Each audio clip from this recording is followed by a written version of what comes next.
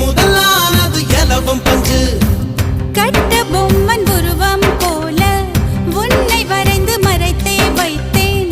தேசப்பற்று ஓவியம் என்று வீட்டு சுவற்றில் அப்பா மாட்ட. அணைக்கட்டு போலவே இருக்கும் மனசு, நீ தொட்டு உடைஞ்சது என்ன? புயலுக்கு பதில் சொல்லும் எந்த இதயம் பூப்பட்டு சரிஞ்சது என்ன? வேப்ப மரம் சுத்தி வந்து அரச மரமும் பூத்ததையா? ஒரு